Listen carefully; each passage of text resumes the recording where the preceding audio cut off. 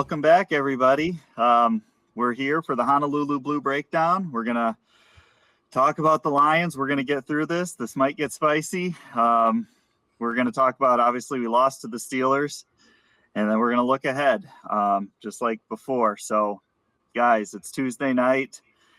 It's still fresh in our minds from Sunday afternoon. How are we doing? Obviously, let's introduce ourselves first. We're just all over the place. I'm Troy, as we know. We got Jordan, we got Matt. We're gonna break it down for you guys. Yeah, it's been a rough week. Like, the Lions aren't technically out yet, but for all intents and purposes, like, we're done. And that's even like, I wish we were technically out still, because that little sliver is just a weird feeling. I don't really have any hope for that, but I don't know. It's that grieving period, every year when the Lions are kind of eliminated, and that felt like the game. So, it feels like only a matter of time, but just the way we lost the game, we'll get into it. It was tough.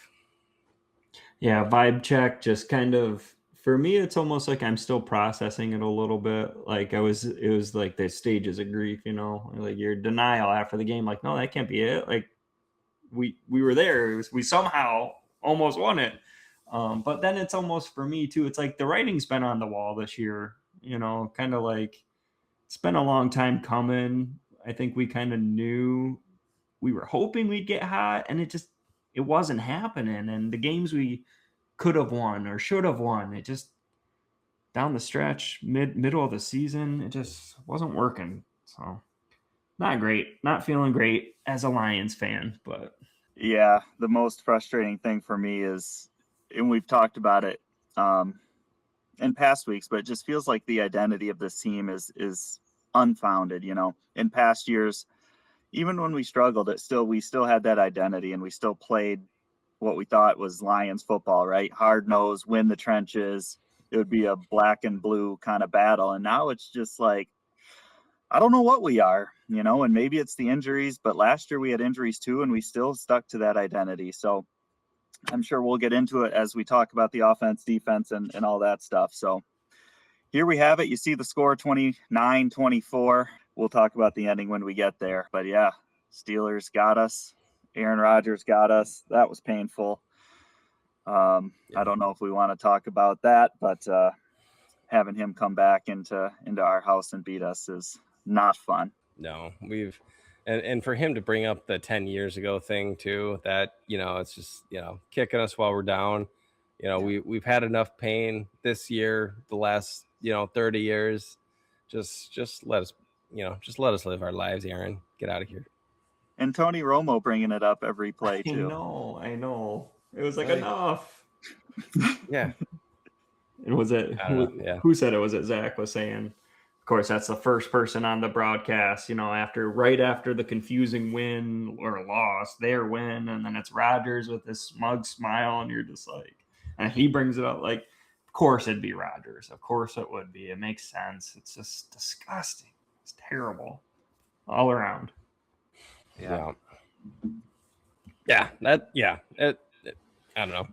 Just seeing those numbers up there still, it's just the knife's twisting in the back, so it's tough. Well, before we get into this episode, we have a word from our sponsor here, and today's episode is proudly sponsored by Phil Nijkamp, realtor with Keller Williams Harbortown, serving Holland, Zeeland, and all of West Michigan. And of course, you guys know it. He's a lifelong diehard Detroit Lions fan, just like us. He's feeling the pain as well, just like all of us and all of you. Buying or selling your home is one of the biggest decisions you'll ever make, and Phil believes it should also be one of the most personable. Phil helps families not just move, but move forward with confidence. So whether you're buying your first home, selling to downsize, relocating, or investing, now is a great time to have an honest, no-pressure conversation. Visit philnijkamp.com or search Phil Nijkamp Realtor on social media. It's a hand-bones guarantee that Phil will help you move with confidence. Let's go, Phil. Shout out, Phil. So let's talk about the offense. What offense? Exactly. Yeah. Here we have our pictures. You see, this is a a sneak peek here. I actually found where Jared Goff bought the golf carts for all of his linemen. And you can see there on the picture, there are no returns, unfortunately. So Goff is not going to get his money back. Yeah, that was a joke there in our text thread during the game, wasn't it?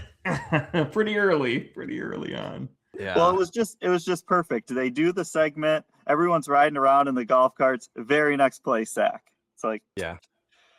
Well, that's in my mind what it comes down to. It's what it's come down to the entire season.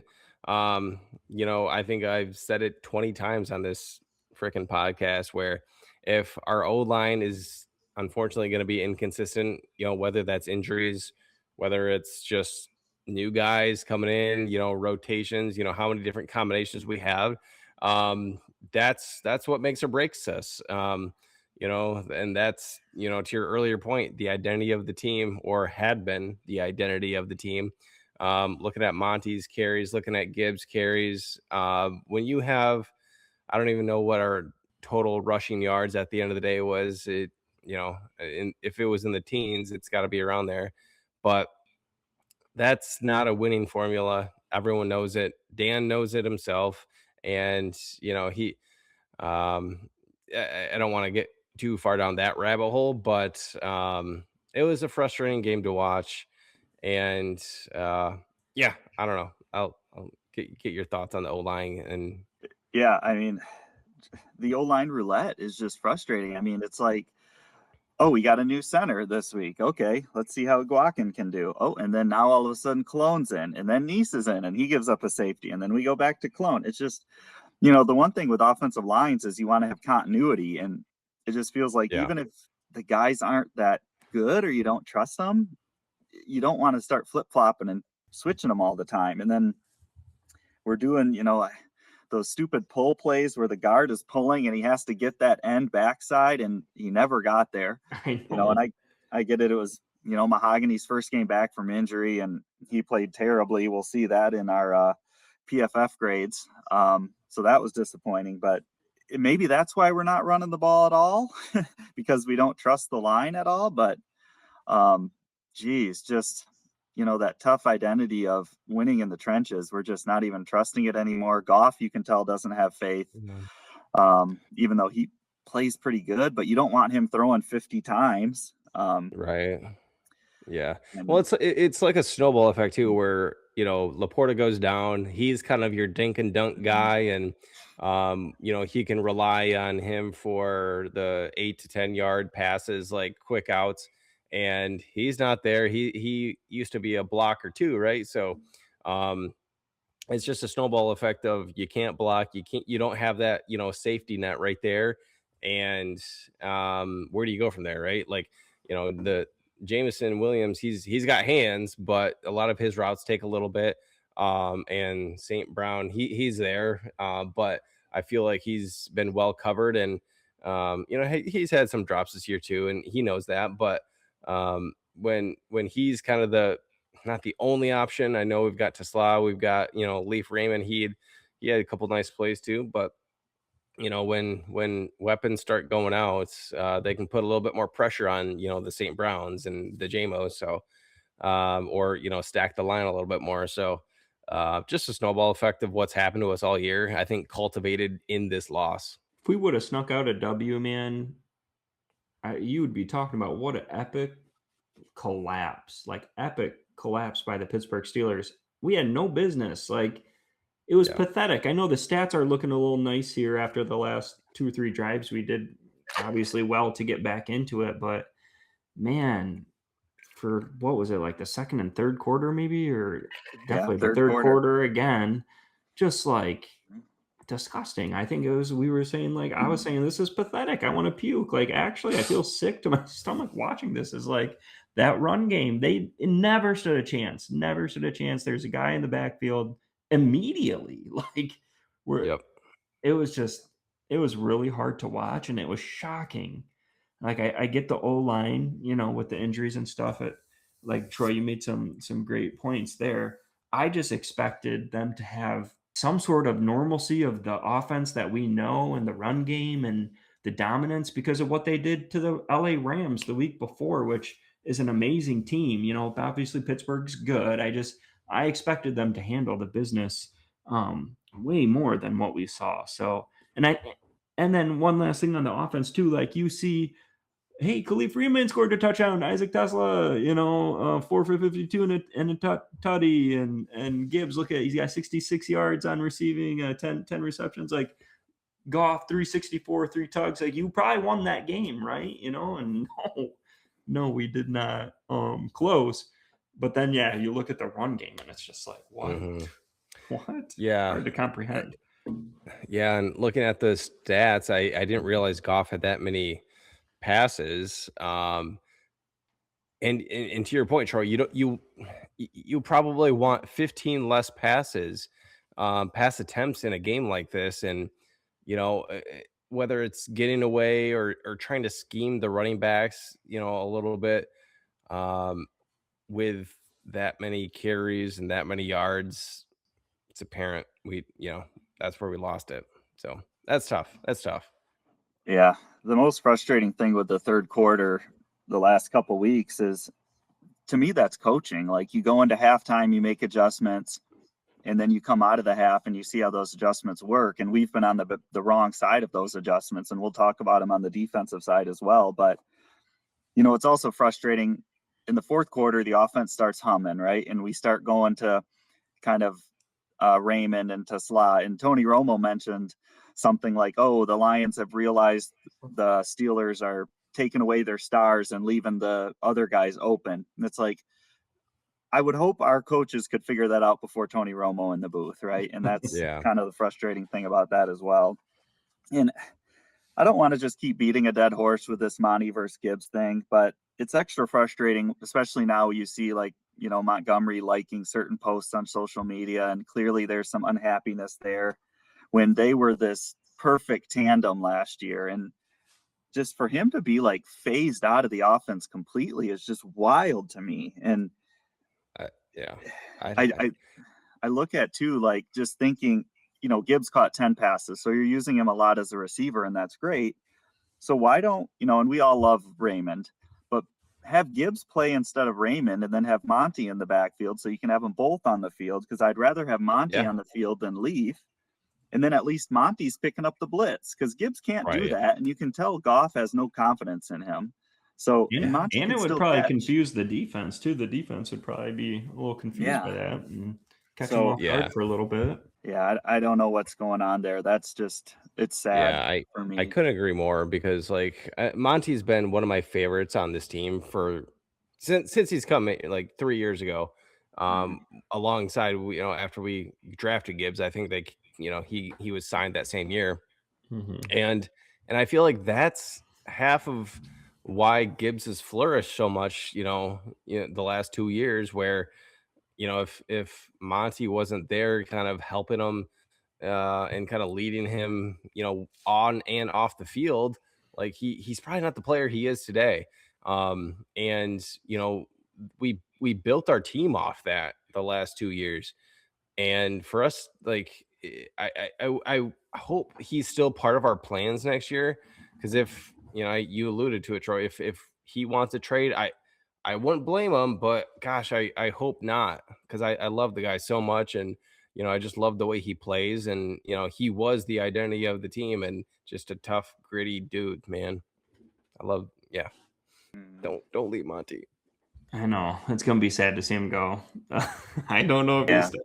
it doesn't look good. I'd love, like you said, it's really sad because I think everybody loves him and he's a great player. And I know this seems like he's still in his prime this year, so it's just so crazy. Very, very interesting to see kind of how that will all come out eventually, at maybe during the off season through interviews or whatever. I'm sure it's come up a little bit, but to kind of really hear it once it's all said and done, or if he moves on. It just reminds me of oh my God, how can I not think of this guy's name? The other Jay Williams. What's his first name?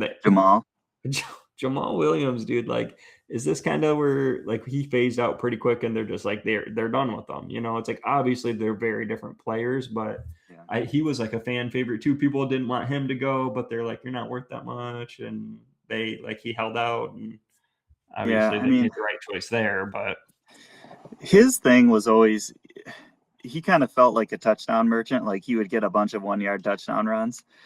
Monty, it's not like we're seeing any drop off. It's not like, and maybe they are in practice. I don't know. Maybe they just don't trust the offensive line at all, so they don't want to run those type of plays. Obviously, Yeah. only they know that, but it's just. Yeah. Sorry, I was gonna say, like, why the drop off in. I get Gibbs. He's a special player, but why, when we extended Monty just over a year ago, October 12th, 2024, we extended him, through the 2027 season. Like, why all of a sudden are we saying, okay, you're gonna get, what is it, not even 30% of the carries? Like, I don't know, my numbers could be off, but I think you get my point. Yeah, it's low. It's definitely low. I was Yeah, I gonna say guess. the funniest stat. I was reading the back score to my dad over the weekend. I was at his place, and it was like what was it? Yeah, 16 yards on the ground, and our longest run was Monty went for 17. Like, Yeah. and they had what was that? 11 carries. Like, what? That's horrible. 12 if you count Goff scramble for -1. So just ridiculous. Yeah. Sorry, Troy.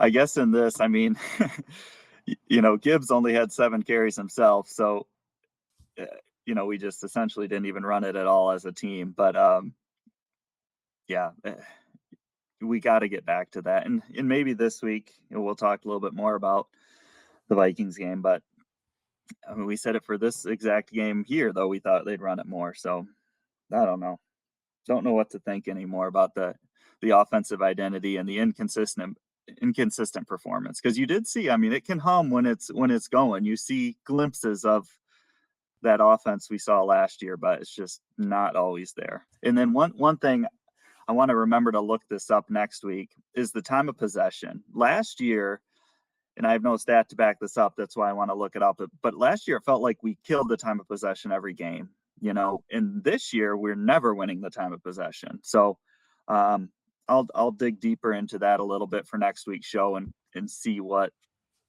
the true time of possession stats are. Yeah, I'd like to I'm see sure you're those because right. it's a huge difference in the run game. It's got to be. We used to Yeah. just lead the clock and have the super long drives and wear down the defense. Yeah. Miss those ones. Miss those days. A little Did we bit. talk about the defense? I'm trying to click. There we go. Whew. So, yeah, pushed around our safeties. I mean, Yeah. I get it. It's not Branch and Kirby, but they're still NFL players. Yeah. And I, woof. Yeah, Oh, that's what it comes down to. Like, we'll see if Kirby comes back, or what he is after the offseason. Yeah, I mean, nothing. I feel like, unfortunately, it doesn't surprise me what happened this game, and the two big blows, the 45, 50-yard runs, that's what killed us, right? Like, if you can't stop the, like, they turned touchdowns out of nothing, and that hurt a lot.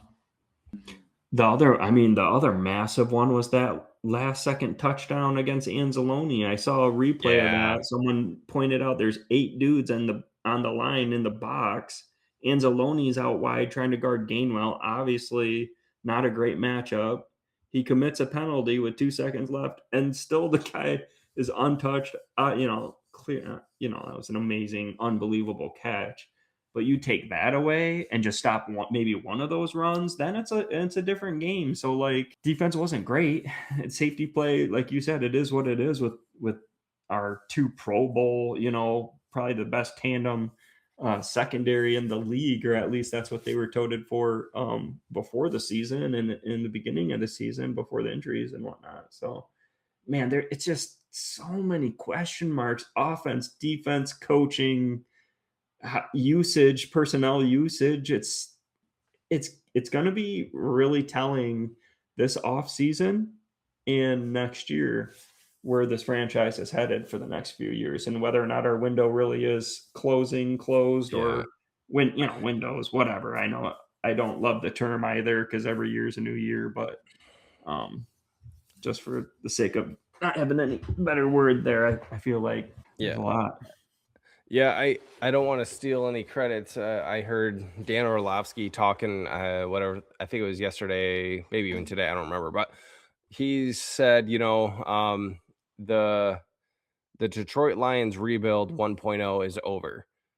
And not that that means the window is shut, but they kind of have to, have a 2.0 rebuild. That's not a complete overhaul, but between, some coaching, some key players on on both trenches and the overall defense in general, we've got some stuff to do. So what that looks like this offseason, it's kind of a reset, right? So we'll see how much of an overhaul we do in terms of players and maybe free agency, blah blah blah. Not to get into that, we're still technically alive, but yeah, I thought that was very well said by Dan. Of like, all right, let's see what they can do in rebuild 2.0. Yeah, that's a great way to put it. I mean, it made sense, after 23 to run it back in 24, and then it made sense this year to run it back after last year. But yeah, I think now you got to kind of pick your 15 favorite guys, keep them, and everyone else is on the chopping block. And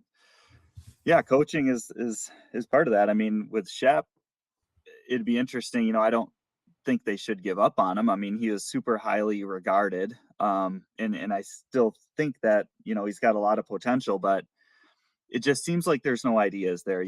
With Aaron Glenn last year with all the injuries, and there was way more last year than there is this year, he at least would do something, right? It was at the end of the year, he was just blitzing everyone, right? Just to try and have something happen. Where now it doesn't really seem like we know what we're doing against the Steelers. They're not an explosive offense, but we were just sitting back and just letting Rodgers just do dump off after dump off after dump off. And it's like, and not stopping the run, we don't have any injuries up front. So yeah.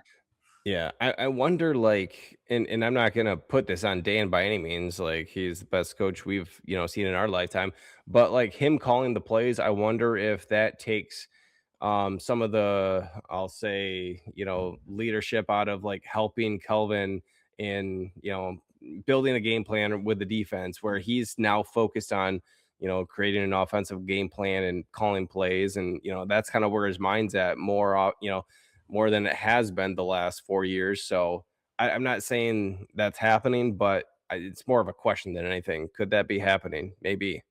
Good point. Yeah. And then Brad Holmes, too, is probably fallen from the God status that all of us Lions fans, have been holding them up on a pedestal after, what was it, like the 2022 and 2023 drafts. The last two haven't been really panning out so far yet. Maybe they're still developing some players. Obviously, we got a lot of players on injuries too, but that could be a whole nother HBB, and maybe off-season breakdown. We'll go through draft by draft, because the defense, they had, what game was I watching? I can't remember, but it was like a 5th round safety rookie filling in, and he made a big play. And I'm like, we drafted a safety late and he's been out all year. Was it from Georgia, like Dan Jackson, something like that? Like, that would have been nice to see. And you could just name all the defensive, Anzarike, Pascal. We saw a little bit, but like, who are the other major ones? And Ennis Rakestraw would be nice to have right now. Just, and then just, there's a lot more. I got some hot take ones too. I don't want to spend the time on that, but I'll try and write it down for the future if we do kind of like an analyzing of the draft picks, because it's just, man. Draft picks and free agent signings. I mean, that's true. Marcus Davenport is, the kind of this is a Pick'em's ode to the Pick'em show, but I mean, he can get added to the watch list. He doesn't do anything anymore, and I swear, every single play he gets up really slow, like he's hurt. Yes. I believe he had more snaps than Muhammad this week. Muhammad had less snaps, but 3 pressures. Davenport had 0 pressures. So it's like, I don't know what he does. It's Yeah. Do you think it's like they have their guys, or is it like an ego thing? Like, we have to make this work because we went all in on this other edge rusher and we said we're fine and we're good and stuff I like don't that. know. You know, it's interesting. They must trust him more with certain, trust him more stopping the run or something like Sure. that. How is McNeil PFF? Like, I guess I'll wait for that when you put those up there. Yeah, he was not on the top 5 or the bottom 5. I will Okay. say Tyleek Williams was one of the bottom 5 on defense. Yeah, I saw he Oh, was really? bad. Shoot. Yeah. Yeah. Davenport, Anzalone, Maddox. Well, here, let me just give you the bottom 5 defense. Amik, Davenport, Anzalone, Tyleek, and Maddox. Yeah, so there you have. That's for the whole team. Mahogany was in there from the offensive side. On offense, Roy Lopez, he kind of pops up here and there. I was shocked to see Thomas Harper. I don't know. That one seems a bit fishy to me that he was our 4th best graded player because, and then DJ Reader too, which, we couldn't really stop the run at all, but maybe that wasn't him. But rough game back for Mahogany, but hopefully he gets better now with a game back. Bates was good. Fox was good. I guess that's a positive. Let's get into some of these items that happened here. So we talked a little bit about the offensive line rotation. Fursker making plays. Maybe we found a little gem there. Tight end 5 coming through. Yeah. It's something. It's good because Zylstra was actually on the lowest offense, one of the lowest offensive guys on PFF. So that was his first game back too, though. Do we have any thoughts on Metcalf versus the fan?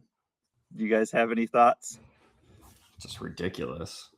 Like, yeah, I don't want to, like, I don't know why the fans talking to him in the first place, but DK is the bigger idiot for actually taking the bait and going over there and obviously swinging. Like, how dumb are you, dude?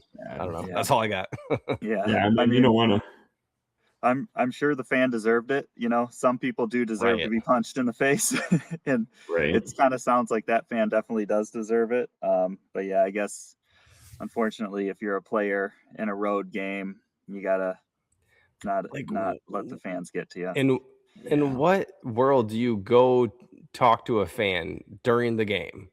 Like, obviously, he's being but like, you're taught to just ignore everything that comes out negative, right? Like, what are you doing, dude? I don't know. I know. Yeah, it's an interesting situation, and Metcalf's paying the price for it. Regardless, we don't know exactly what was said, so I don't want to defend the fan too much, but it's still ridiculous reaction by Metcalf, and then it hurts the team and hurts his pocket too, pretty significantly if they go ahead and take that guaranteed. It was like $40 million in his contract. It wouldn't surprise me. Teams have that written in there, like a detriment to the team or get suspended for whatever reason, and that guaranteed money's gone, and he's got $40 million guaranteed up in the air right now. So yeah, let's look at some of these other game theories, because this was an insane game. It really was. So you mentioned the Gainwell touchdown already, so I guess we don't have to talk about that. But these last 3 were all the end of the game. So Tesla had the amazing touchdown catch earlier in the game. But then this one he dropped. It would have been a great catch. He would have been a legend. That would have solidified his rookie season. He's the guy, and he's been doing great. Don't get me wrong. I do love the potential there, but rewatching those last few plays and seeing that, I'm like, damn it, he was right there. It was in his hands. Good play on the defense. That's a tough catch. But that would have been sick. I think it would have been easier than the one he did catch, though. Right. That's true. Yeah. The only, I did not realize, I'm referring to the Tesla pick play penalty, touchdown called back. I didn't realize that was such a terrible penalty. On Monday morning, everyone, ESPN, everyone's like, yep, terrible call. That never gets called, blah, blah, blah. That's, technically you can call it whatever, but I didn't really even question it during the game, but I was kind of befuddled on that one. So Yeah, unfortunately, we're used to it. Screw you, NFL. Yeah, and I know Don't that cancel me. who's it? Darnell Washington just obliterated DJ Reed on a similar play, and it got called. So like maybe the refs were trying to stay consistent. But you watch it in slow mo, and I saw it on the broadcast. We were yelling. I'm like, he shoves Tesla. Like, what are you supposed to do? Like, it didn't. And I don't know. It's just shoulda, woulda, coulda. But it's just that's so crazy. So crazy. That little fraction of a second throws it all off.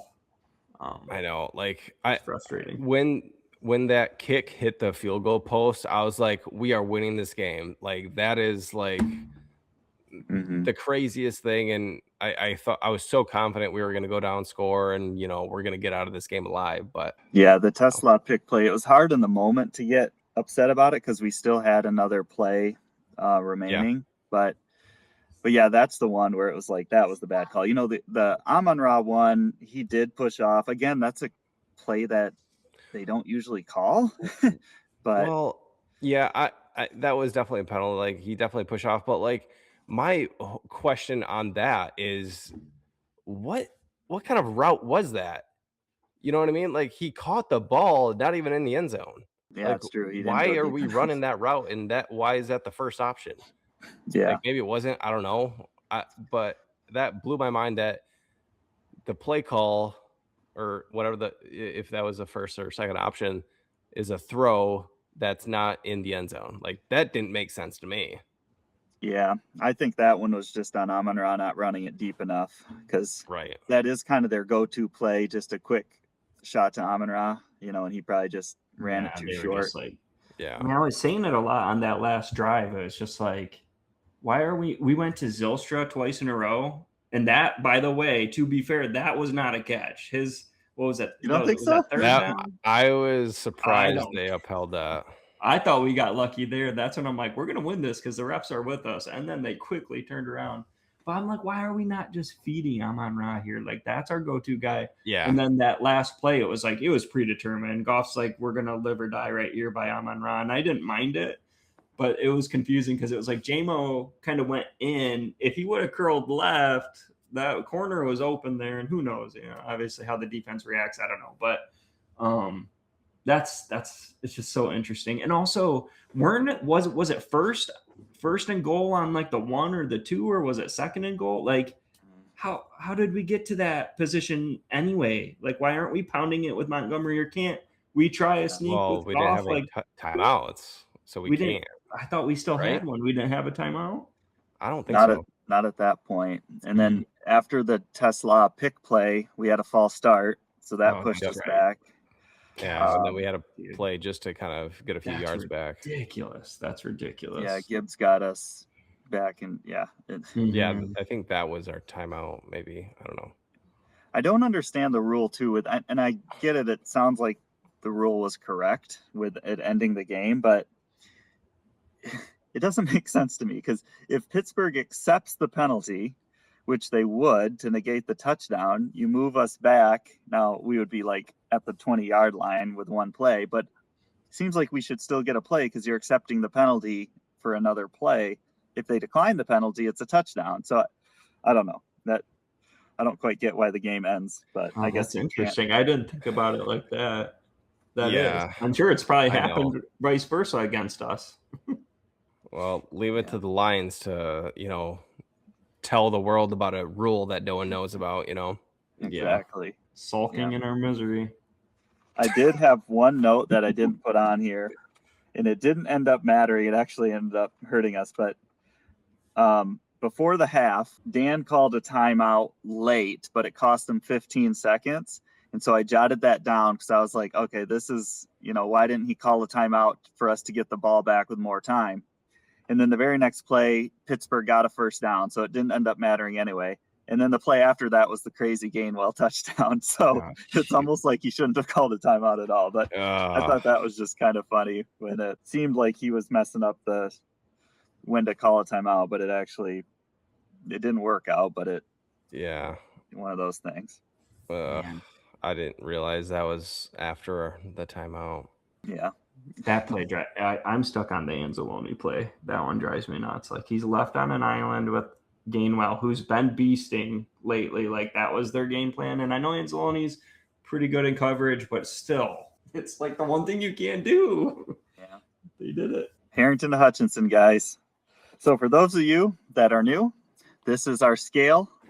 We kind of give our feelings on where the team is, from Joey Harrington down in the dumps, disaster zone, all the way to Aiden Hutchinson. We're feeling really good. So throughout the weeks, we've kind of given our scale, just kind of give you the last couple weeks here.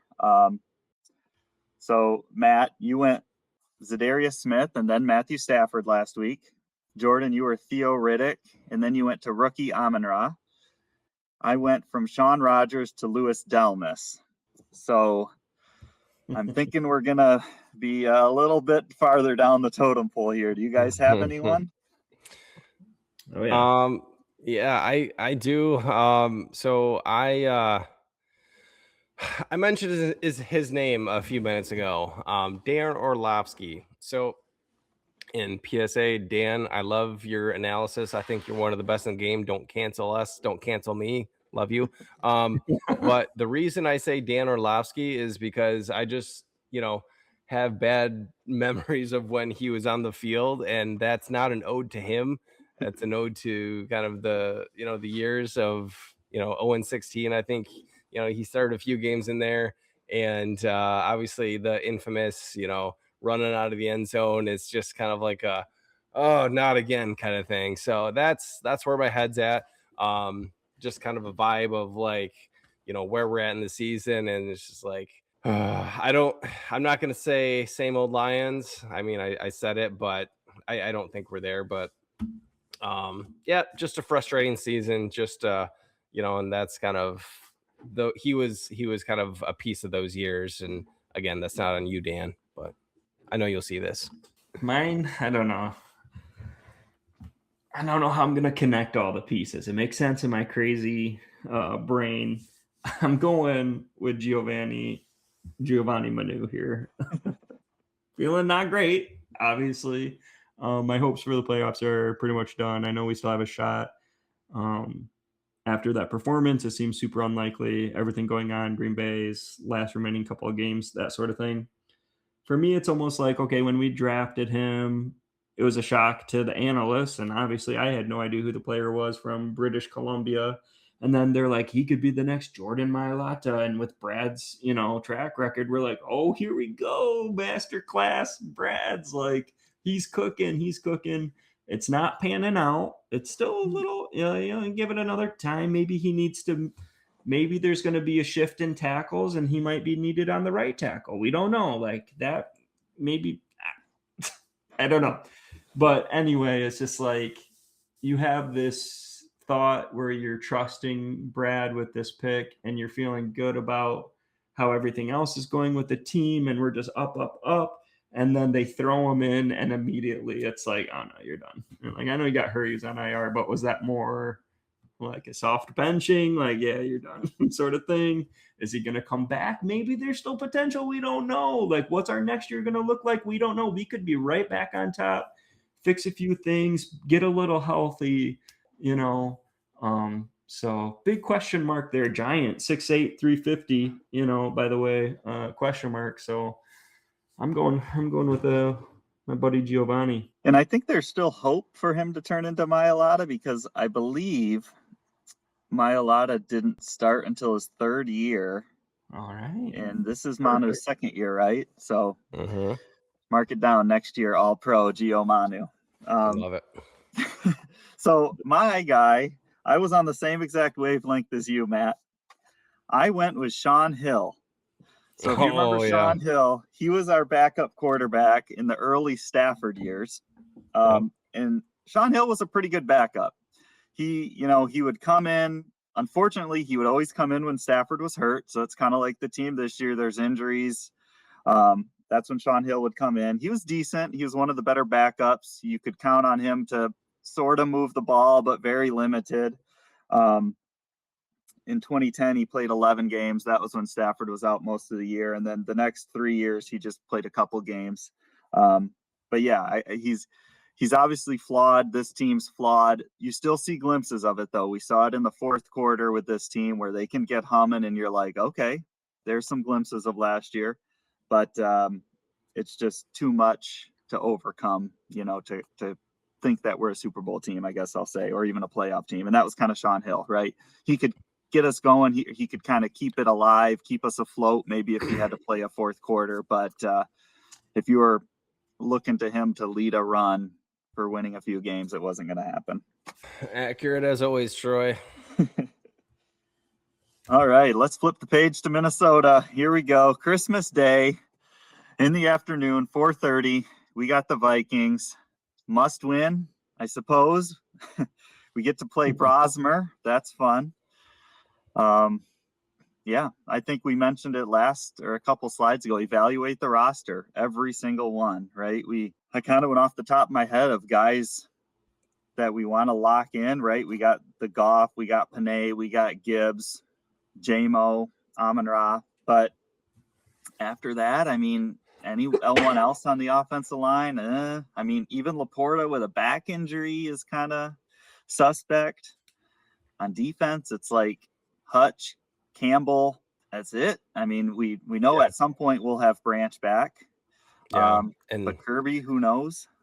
I know. I'll be very curious to, after the season's over, like if we get a little bit more detail of what Kirby's knee injury was, and like I do think if we had Kirby healthy this year, I think we get two, maybe 3 more games out of, because we've lost some close games, and I always know turnovers are such a key in any NFL game. And before he went out, he was averaging a pick every other game, and he did the same thing last year. So that's a big part of winning football games, winning tight games, and getting momentum. Like if we can get him healthy and like 100%, going forward after this year, like that would be huge. Like I can't put enough respect on how Kirby has played the last couple years. So I just want to put that in there. Yeah, I like that. That's huge. That is a big one for sure. Defense, like you got to play differently when he's back there, you would think, especially when he was leading the NFL in interceptions last year. Man, I'm interested to see Glasgow's status. I didn't think it would be that drastic of a drop off, them trying to plug the hole at center and the young interior, the guards. Like, man, it was a disaster. And this Minnesota defense in the pass rush with the blitz, the unpredictable blitz, Brian Flores can give Goff a little bit of trouble here. We've seen it in the past. So we saw it earlier this year. Can we get any ground game going? Otherwise, just quick hit Amon-Ra. Not Ricci. Who's our new guy? Who's our tight end baller? Firsker. Firkser. Him. Yep. Hey, I'll learn it. My bad, bro. We'll put some respect to that name. So yeah, I'm looking forward to it. I feel bad. Like Panay's like, I don't want to play on Christmas. We already play on Thanksgiving. Like that is rough. We don't need to see a bunch of football on Christmas. I don't know. And there's still basketball, right? Like, yeah, I don't know. Plus, it's on Netflix. I gotta get a Netflix subscription. Yeah, classic capitalism. No, the only thing really here, I don't have a huge breakdown. I don't want to think too hard about the Lions these days. I'm still kind of, recovering from Sunday, but I do believe they're not going to be a team that kind of gives up, even though, they're at a 6% chance and everyone's down on us and whatnot. I think they're still going to come out. They still want to play good. They still want to get their stats, so I feel like they'll be ready, and it should be a good game with Brosmer. Who knows, against this, Legion of Whom times whatever 10. I don't even know where we're at now with this, but yeah, I'm interested to see how they come out. We mentioned it in our pick'ems that this is a team that always responds to adversity under Dan Campbell, and I expect that to still happen. But yeah, it will be interesting. I mean, Brosmer, you just got to stop the run. I mean, put all 11 guys at the line of scrimmage and just force him to throw, I think. I don't know. Maybe you put 9 guys on the line of scrimmage and put 2 out on Justin Jefferson. And then, Yeah, I don't right. know. Then you got Like- Addison. He's healthy, I assume, right? Yeah, I think so. And then our boy TJ. It's gonna be TJ Hawkinson that carves us up. That son of a gun. That would be fitting. That would fit the trend. You know what? I think Aaron Jones went out in the first quarter with an ankle injury. I'm not sure what his status is, and I think Jordan Mason was out too. So maybe check that injury report here. I'll pull it up quick. You guys can keep going. Yeah. While you're pulling that up, I won't take credit for thinking of this, but I did hear on another podcast, if you remember a couple years ago, 3 years ago, when the Lions ended the Packers season in Green Bay, when the Lions had nothing to play for, Aaron Jones was on that Packers team. And now the Vikings can do the same to the Lions. So I wonder if there's a little extra motivation for him, kind of doing the same thing. So Jordan Mason did not practice today, Tuesday, and Aaron Jones was limited the past couple of days. So he's been out there. So I would expect to see Aaron Jones. Not sure about Mason here with that turnaround. Their center is in concussion, got a concussion. He's out, or not out. I don't know for sure, but he did not practice Monday or Tuesday. McCarthy's obviously out. Hawkinson actually did not practice Monday and Tuesday, but maybe they're just resting a vet. Not sure. I don't watch that game, so I'm not sure his injury status really. Haven't heard any new injuries for us. I don't think. I know with it being a short week, you'll probably see a lot of guys not practice, just like you said, vet rest days. But yeah, we got the big offensive advantage. They got the big defensive advantage. You can see there. So we'll see what pans out. Standings, I guess, Matt, you can do us the honors. This one's pretty simple, but what do we need? Got to win out and hope that Green Bay takes 2 big dumps in the next 2 weeks. I think that puts us at, like, from my understanding, a 6% chance. So, if you know your stats, if you're a statistician, it's not looking good for us. So stock is down.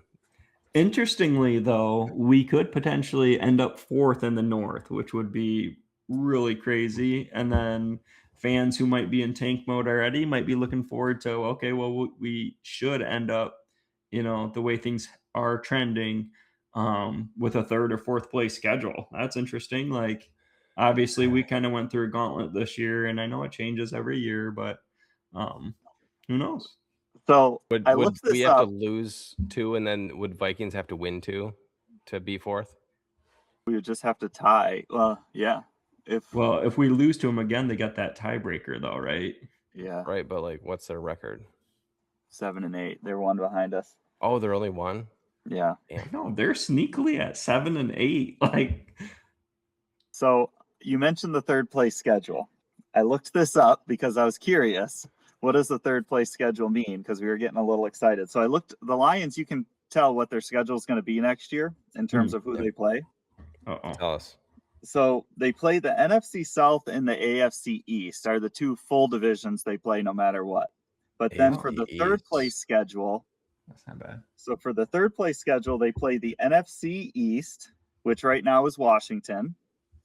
So you think they get Jaden Daniels back? That might not be so easy. They play the AFC South, which right now is Indy. And then they play the NFC West, which right now is the Rams. So lose out. So 3rd place schedule might not help us too much unless we get the 4th place schedule. Then we would get the Cardinals, I guess, instead of the Rams, 49ers, or Seahawks. Yeah. Well, thanks for bringing my mood down even more, Troy. It's the NFL. Every game is going to be next year is a complete wash. And we'll get next year, I thought we'd have a little fun with a mock draft here at the end. So I looked up a few different mock drafts, and you can see a pretty clear theme of who these different websites, I guess, have us taking. So CBS has us taking an edge, and then every single other mock that I looked at had us taking a tackle. So not too surprising there, I don't think. Interesting. So this is just my thought. Like I like the edge, like whoever's, if there's a clear, athletic edge there. I like that. I would like to see us go out, we'll get into this, probably in a month or two in off season, but like I would like to see us go pay a veteran O lineman because right now, Yeah. you got Panay. He's great. Like we'll see what happens with Decker. He might retire, who knows. But I feel like we need a little bit more, veteran strength up there. Um, you know, if he can stay healthy, I guess. But it we're really young, I guess, is what I'm trying to say at that position right now. And it's just such a drop off than what we were used to. So I feel like you kind of need a little bit more veteran presence right there. Whether that's a center, hey, Frank, if you're feeling good next year, but that's again unlikely, but gotta fill that hole. Yeah, and even if Frank does come back, I feel like they still have to get a center. Just to Yeah. like a draft one, learn under him. Like we can't bank on these older Yeah. guys staying healthy, and Yeah. Yeah, we'll have to do some mock draft research for sure. That'll be a fun episode. We can do our own mock draft for all the teams. Mhm. yeah. The ham bones mock draft. Hey, I got a message here for Zach. Always has yeah. some nice words regarding kind of the outlook and the vibes of the Lions. So he's got this year was still better than any point in the Matt Patricia era. Even though people are calling for heads, the defense was just as bad last year for portions, but our run game allowed us to kind of control the script and take pressure off of them too. Too early to tell on Shepard. We all loved him after the Bucks game. Give him another year to mind meld with Jack and get some guys back and some new guys in. I will say a lot of teams and players got revenge on us this year. Number one, the Packers go for it and get it on fourth down in Detroit to ice the game. We did it to them last year. Two, Aaron Rodgers ends our season and Johnny Moe's career after we gave him an L in his final Packers game. Three, unexpected loss in the Vikings game was kind of a turning point of our season after we exposed Sam Darnold to effectively end the Vikings season last year. That was the third one.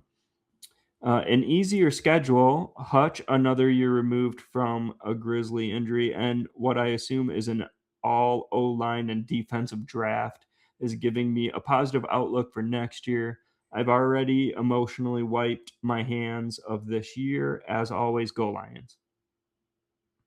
Yeah, I couldn't agree more with Zach. I think some people are calling for Shepard. I'm not in that camp. We were so banged up. Like I talked about earlier, Kirby. I think he's a big. We miss him so much. And again, like I agree. Like our defense, the last year, it's been so up and down, anyways. That I don't know. So Johnny Morton, on the other hand, yeah, let's find a new OC. But yeah, spot on, Zachariah.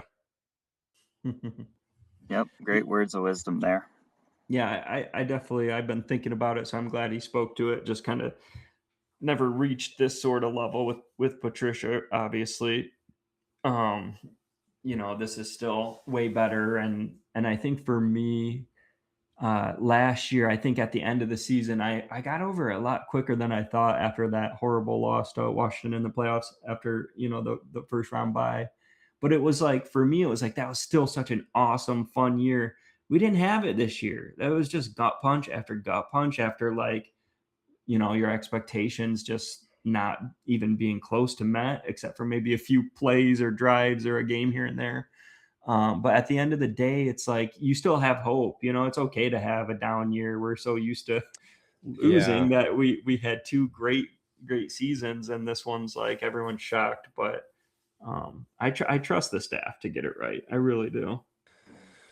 No, I do too. And what I keep talking about with coworkers, and maybe I've said it on here before too, is like you look at Kyle Shanahan, and he's been in San Francisco for, I want to say 8 years now, maybe somewhere around there. And he's got, was it 1 or 2 Super Bowl appearances? 2, right? One with Brock, one with who am I thinking of? Garoppolo, right? Yeah. Feels right.